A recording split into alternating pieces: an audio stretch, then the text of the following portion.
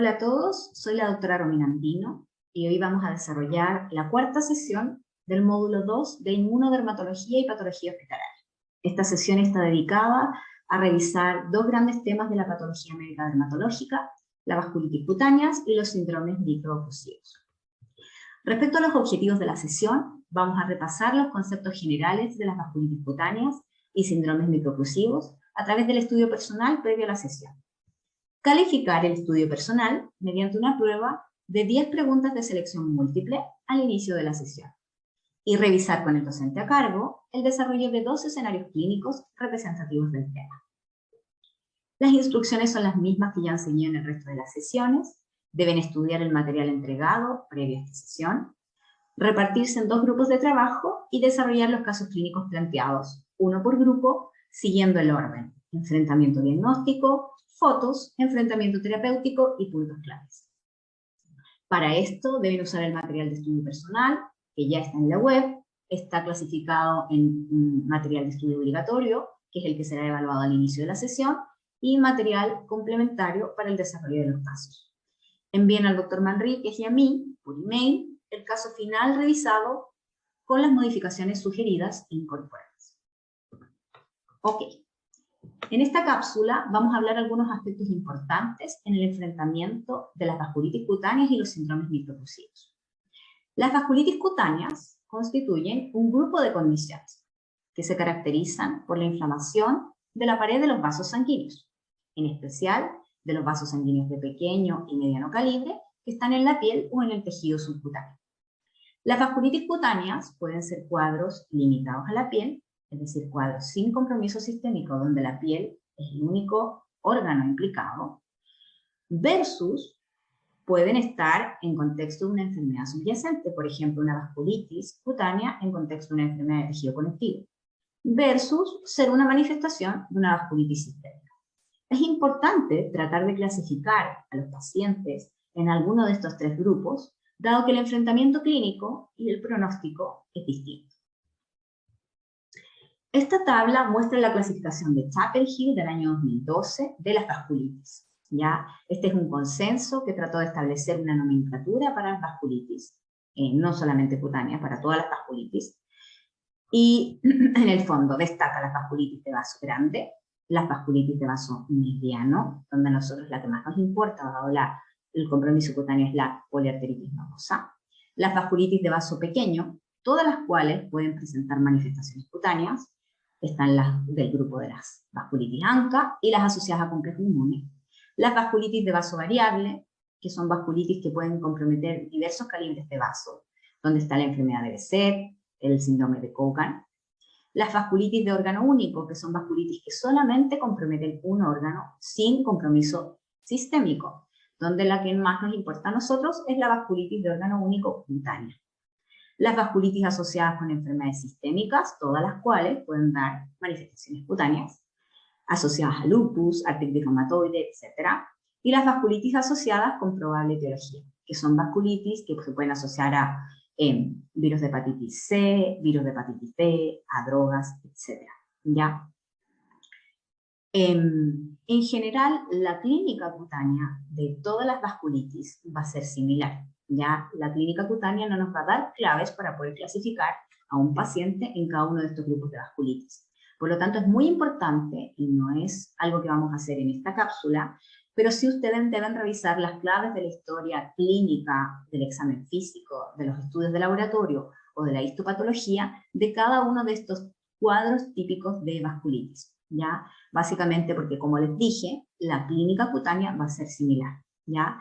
Las vasculitis que dan compromiso cutáneo son principalmente las vasculitis de vaso mediano y las vasculitis de vaso pequeño, que incluye todos estos grupos. ¿Ya? Las vasculitis de vaso grande clásicamente no dan compromiso cutáneo.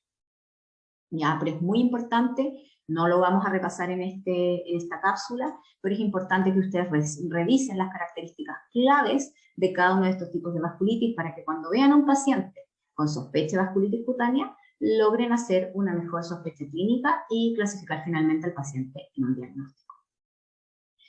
Solo a modo extra les agregué este adendum de esta clasificación que se publicó en el año 2018, que detalla una nomenclatura específicamente para las vasculitis cutáneas, ¿ya? Y es básicamente lo mismo, agrega algunos tipos, pero lo pueden revisar ustedes en detalle.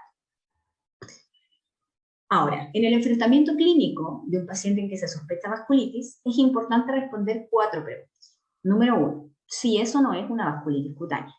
Y para eso, la historia clínica, el examen físico y finalmente una biopsia cutánea nos va a ayudar a responder ese interrogante. ¿Cuál es la etiología probable? Es importante indagar nuevamente si es que existe alguna etiología que pudiera haber gatillado la vasculitis.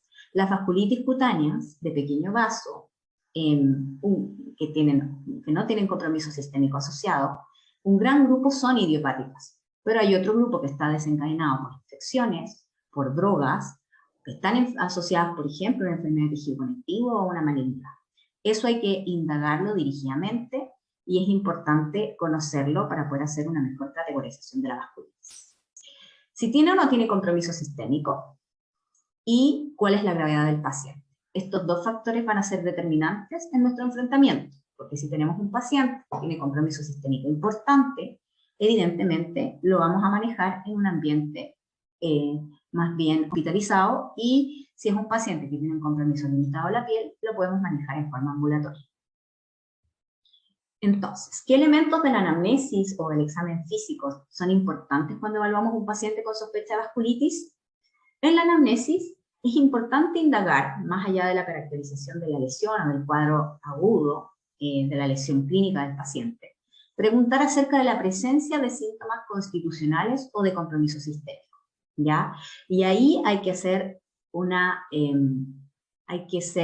hacer una interrogación dirigida sistema por sistema, para no dejar fuera ningún signo clínico que nos pudiera orientar a la causa de la vasculitis, ¿ya?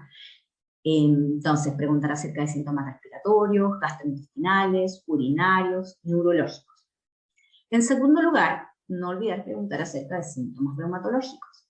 Un grupo de la vasculitis están asociados a enfermedades sistémicas reumatológicas, lupus, artritis reumatoide, etc. Entonces, hay que indagar en la anamnesis respecto a este tipo de síntomas.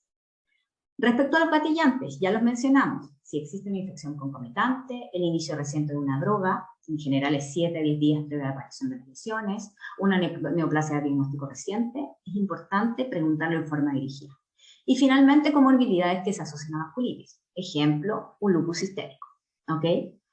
En el examen físico, más allá de mirar la lesión y categorizarla como una lesión sugerente de vasculitis, es importante ver si son lesiones sugerentes de vasculitis de vaso pequeño o de vaso mediano, ¿ya? Y no olvidar a la hora de examinar al paciente que existen imitadores de vasculitis. O sea, el diagnóstico diferencial es amplio y hay que tenerlo siempre en mente en el minuto en que estamos mirando y examinando al paciente. Respecto a la clínica cutánea, este cuadro nos va a ayudar a categorizar al paciente que vemos clínicamente como una sospecha de vasculitis de vaso pequeño o mediano. En general, las vasculitis de vaso pequeño se manifiestan con petequias, púrpura palpable, que es lo más clásico, urticaria, que en general son lesiones no como las de urticaria aguda, son lesiones que duran más de 24 horas, que suelen ser más sensibles o dolorosas y no pruriginosas, y que suelen dejar hiperpigmentación postinflamatoria. Habitualmente van acompañadas de púrpura, vesiculobulas, que también pueden verse, y úlceras superficiales. Respecto a las vasculitis de vaso mediano, lo que clínicamente vamos a ver van a ser nódulos, úlceras, lívido reticular, lívido racemosa, pits palmares, heridas digitales o gangrena digital. Por lo tanto, la presentación clínica inicial, tanto de una vasculitis de vaso pequeño como mediano, son diferentes. Y al momento de examinar a un paciente, nosotros ya podríamos hacer esa distinción. ¿Ya? Acá tenemos un púrpura palpable, extremidades inferiores, propio de una vasculitis de vaso pequeño, un púrpura palpable con petequias en la mano, propio de una vasculitis de vaso pequeño también, placas urticariales, purpúricas, extensas en la zona glútea, características de una vasculitis urticarial, lesiones de lívido racemosa a la izquierda y de lívido reticular a la derecha, sugerentes de una vasculitis de vaso mediano. y nódulos, úlceras y también hígado racemosa a la derecha, propias de una vasculitis vasomediana. Es decir, solamente con el examen físico ya podemos tener una primera orientación de si estamos frente a un cuadro de vasculitis vasomediano o pequeño. Y no olvidar los imitadores, que muchas veces son clínicamente muy difíciles de distinguir de una vasculitis, ¿ya? Dentro de los clásicos que siempre tenemos que recordar cuando estamos mirando a un paciente, que no vaya a ser una dermatosis purpúrica pigmentaria extensa, que puede simular una vasculitis, un púrpura palpable extremidades inferiores, que no vaya a ser un púrpura retiforme como el de arriba, que es una calcifilaxis, que son lesiones estrelladas purpúricas, ¿ya? O una vasculopatía livedoide, que también puede confundir con su clásica atrofia blanca, ¿ya? Pero recordar que existen los imitadores de vasculitis y que siempre los tenemos que tener en mente a la hora de examinar un paciente. Entonces, ya con solamente la anamnesis y el examen físico podemos responder estas preguntas. Tal vez no tenemos la confirmación diagnóstica, pero ya vamos a tener una orientación. ¿Es una vasculitis cutánea o no? La etiología probable, si hicimos una buena anamnesis, tal vez podamos sospecharla precozmente. El compromiso sistémico, si es que el paciente realmente tiene síntomas, porque muchas veces el compromiso sistémico lo vamos a detectar solamente en el laboratorio. Y la gravedad del paciente para definir dónde y cómo lo vamos a manejar y enfrentar. Respecto a los exámenes de estudio de una vasculitis, en realidad esto es un poco controversial, dependiendo del tipo de paciente, si se hace un estudio más extenso o no, pero en general, si tenemos un paciente que tiene una vasculitis de vaso pequeño, de órgano único limitada a la piel, ¿ya? Que tiene una evolución de menos de 4 semanas, que no tiene sintomatología sistémica asociada, ¿ya? Uno podría pedir un estudio más bien acotado, y sobre todo si es que existe una etiología clara. Entonces, un paciente que tiene un cuadro limitado a la piel, con etiología clara, sin sintomatología sistémica, uno podría hacer un examen general y buscando básicamente repercusión sistémica, ¿ya? Pero si un paciente tiene síntomas sistémicos, tiene un cuadro más bien crónico que lleva más de 4 semanas de evolución, o cualquier cosa que nos haga sospechar una etiología diferente de infección, droga, etcétera, una enfermedad de tejido conectivo u otra causa de la vasculitis, hay que hacer siempre un estudio más extenso, que va a incluir exámenes de índole infecciosa, exámenes de baterías reumatológicas, crioglobulinas, radiografía de tórax. En aquellos pacientes añosos donde no se encuentra una causa, también hay que pensar en incluir en esta batería de exámenes las electroforesis de proteínas y inmunofijación y los estudios con cadenas livianas. Y en aquellos pacientes donde no encontramos una causa y tienen estos cuadros que se prolongan y que eventualmente hacer un estudio para neoplasia, ¿ya? Pero en realidad el estudio de las vasculitis no es tan tajante, depende de la expertise, si son cuadros clásicos de vasculitis limitadas a la piel, de corta evolución asociados a gatillante claro, eventualmente uno podría hacer un estudio más bien acotado. En el resto de los pacientes hay que tratar de llegar a la etiología de la vasculitis, o tratar de clasificarla en un síndrome vasculítico, por lo tanto, el estudio debe ser más extenso.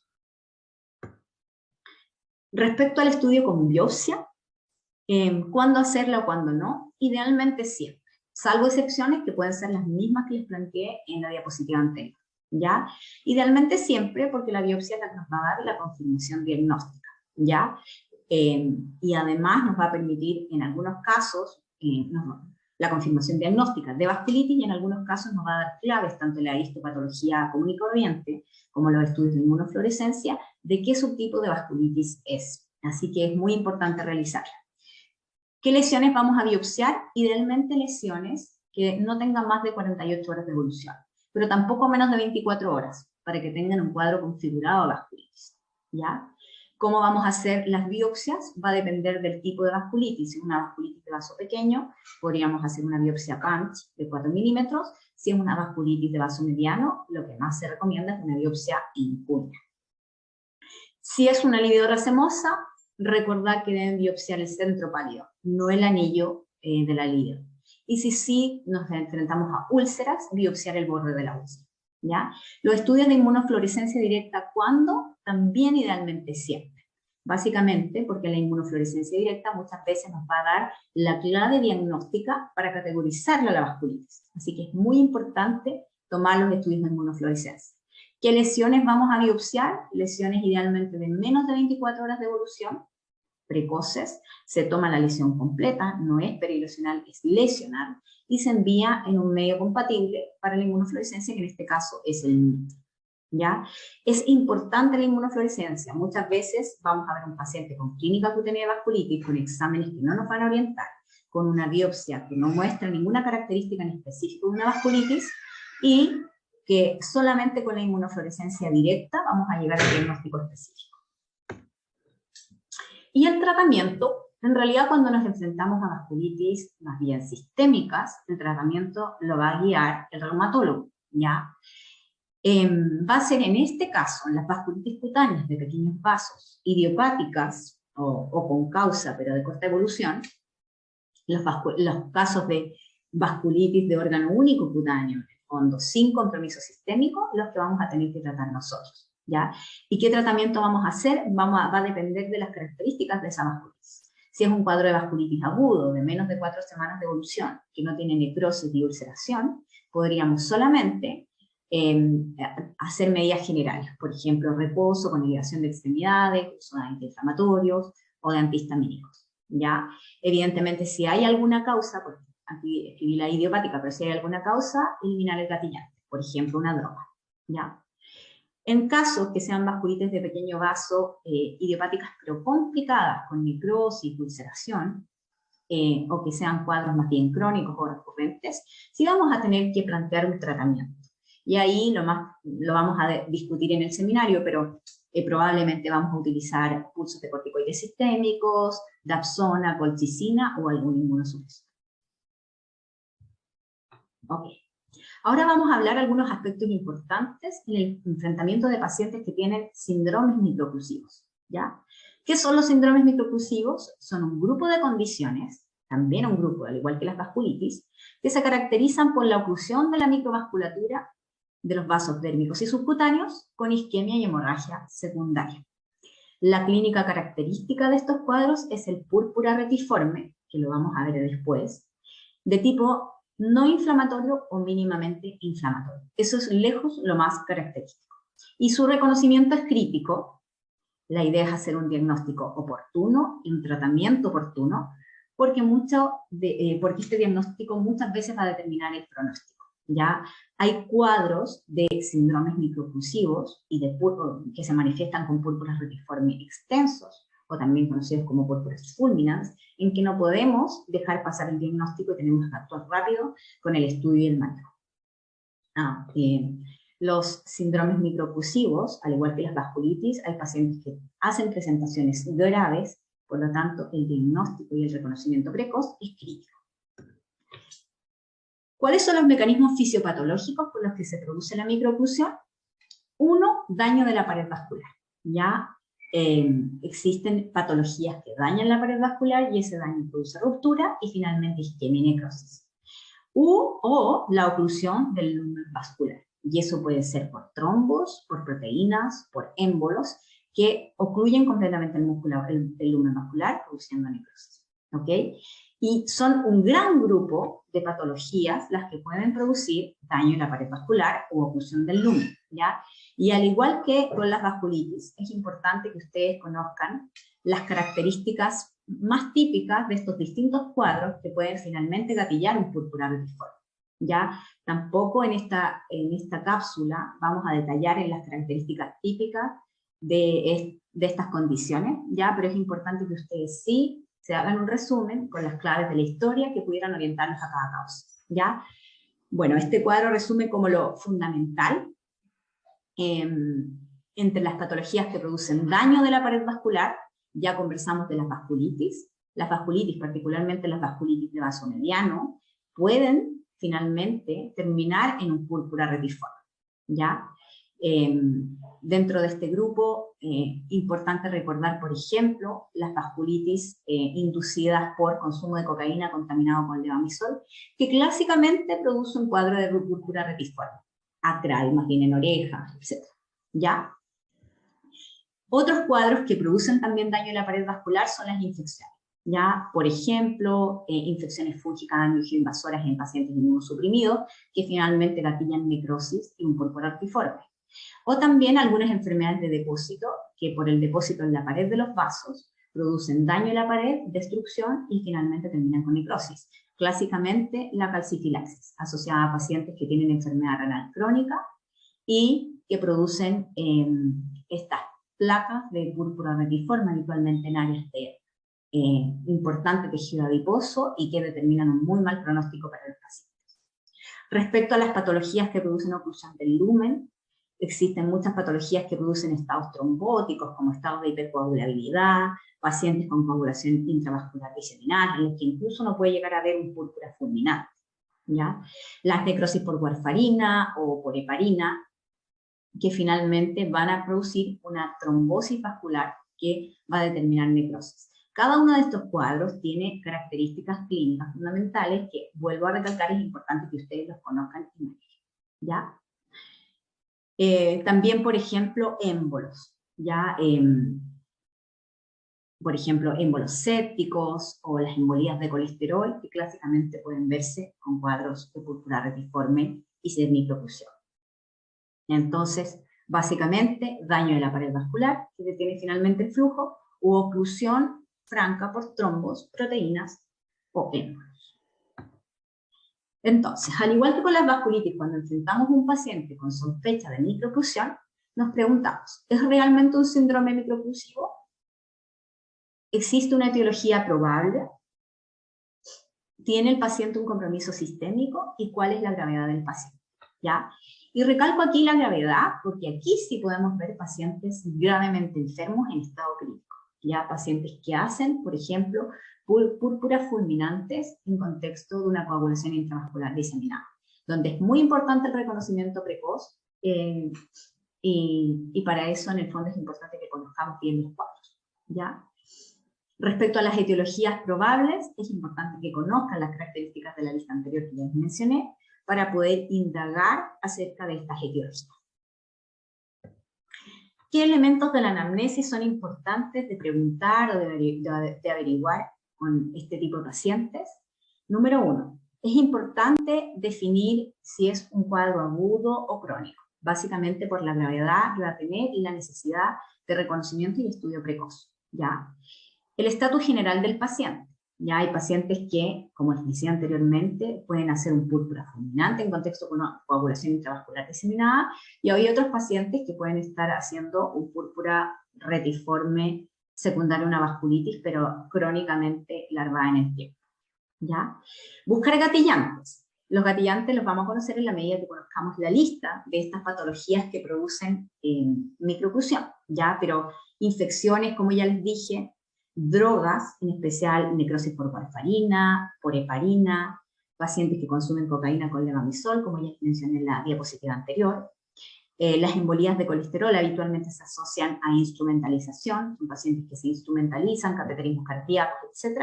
Y secundario a eso, producen embolías de colesterol con el cuadro característico asociado a púrpura artiforme. El frío, en el caso de las crioglobulinemias.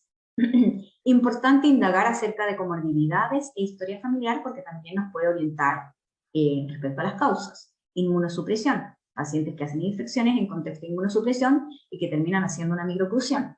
Enfermedad cardiovascular en los pacientes que hacen embolías de colesterol. Enfermedad renal crónica en los pacientes que hacen cuadros de calcifilaxis. Trombofilias hereditarias que pudieran gatillar un púrpura retiforme por hipercoagulabilidad. Enfermedades hematológicas, enfermedades de tejido conectivo asociadas a vasculitis que finalmente pudieran terminar en un púrpura retiforme. Y la historia ginecobstétrica también es importante, así como no lo mencioné previamente, antecedentes de trombosis recurrente. La historia ginecobstétrica, la historia de pérdidas, básicamente porque el síndrome antifosfolípido también está dentro de nuestra lista de causas. Respecto al examen físico, hay que hacer un examen físico completo. Hay que buscar dirigidamente las lesiones tipo púrpura retiforme. Es importante la localización en el examen físico, porque la localización muchas veces orienta a la causa, ya como les voy a mostrar después. y tener presente, al igual que con las vasculitis, los imitadores y el diagnóstico diferencial. Entonces, respecto a la clínica, que vamos a buscar en el examen físico, la morfología de la lesión retiforme. Básicamente son lesiones de púrpura, es decir, son lesiones no blanqueables, que tienen un patrón estrellado o ramificado, ¿ya? Existe la distinción entre el púrpura retiforme no inflamatorio versus el inflamatorio, y esto básicamente va a estar determinado por la causa que produce el púrpura retiforme.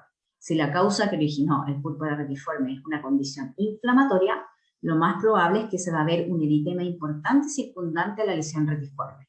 Si la causa es no inflamatoria, por ejemplo, solamente oclusión, deberíamos ver un púrpura no inflamatorio, o sea, sin eritema o mínimamente inflamatorio con poquito eritema, ¿ya?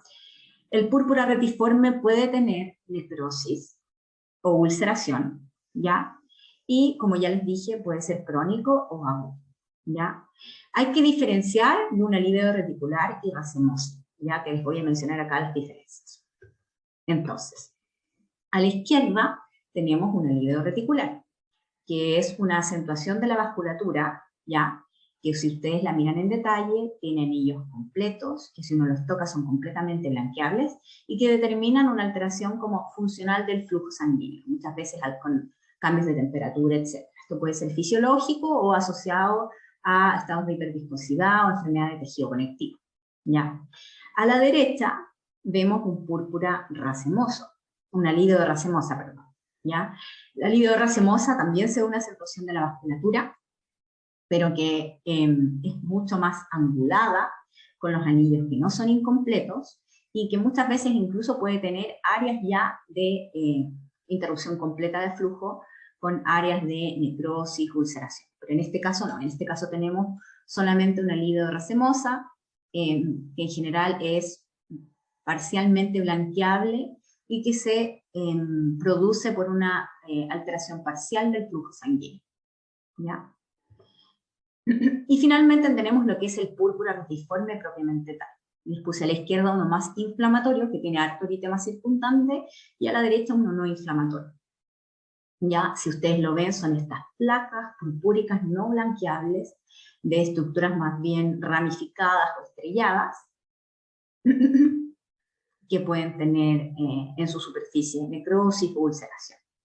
A la izquierda con importante eritema circundante, que es más importante incluso que la lesión de púrpura retiforme, y a la izquierda sin eritema. Púrpura retiforme no inflamatorio o inflamatorio, que es la característica clínica de todos estos síndromes de microoclusión. Y aquí, a modo resumen nomás, si quieren después lo miran en detalle, pero esta es una localización topográfica de las púrpuras retiformes según causa. ¿Ya? Vemos que, por ejemplo, en áreas de mucho tejido adiposo, que es el área naranja, los muslos, por ejemplo, las necrosis inducidas por warfarina, las púrpuras fulminantes, las calcifilaxis son cuadros típicos. Áreas más bien acrales, como las manos, las embolías de colesterol, las crioglobulinemias. Ya las embolías de colesterol también en extremidades inferiores, en pies. ¿Ya? Pero ustedes pueden mirar este cuadro más en detalle cuando ya lean sobre cada uno de estos cuadros clínicos que producen síndromes microoclusivos, y se van a dar cuenta que la localización también es una clave diagnóstica a buscar dirigido a la hora de evaluar estos pacientes. Ya, acá les puse algunos ejemplos. Este es un cuadro de púrpura fulminans en contexto de una paciente que hizo una CID por una infección por dermocitofaga que vimos en el hospital. Ya ven ahí que tiene necrosis digital, estos cuadros de placa de púrpura retiforme extensa en el brazo y en las piernas.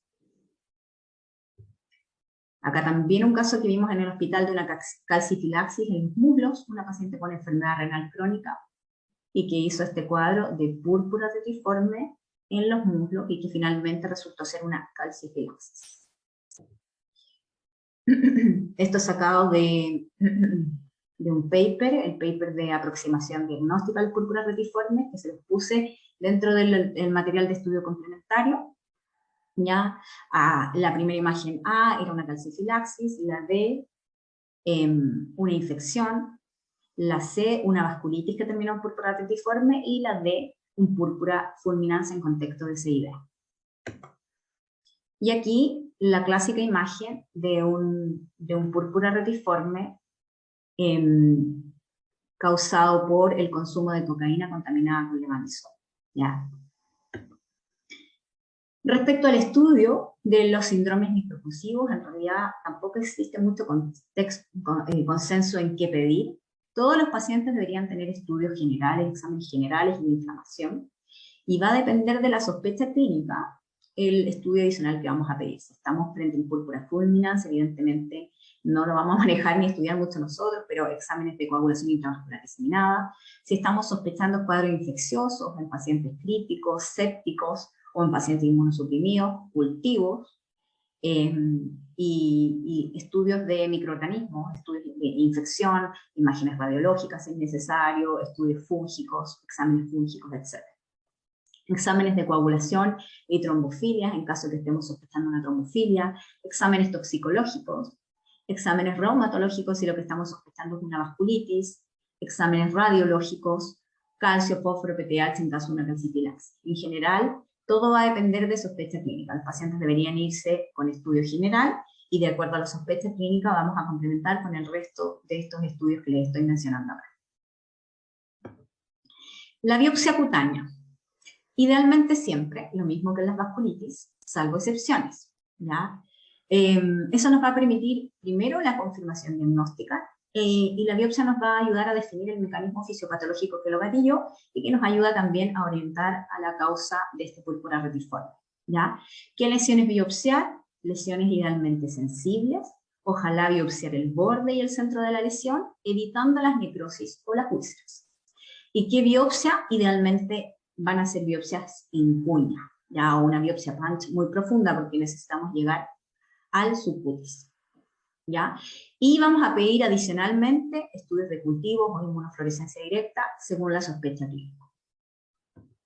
Y tratamiento, el tratamiento aquí sí es según causa. La gran mayoría de estas enfermedades no las vamos a tratar nosotros, se va a hacer un manejo más bien multidisciplinario. El rol del dermatólogo en los síndromes microclusivos, en la gran mayoría de los síndromes microclusivos, es principalmente diagnóstico. Acá les pongo nuestras referencias.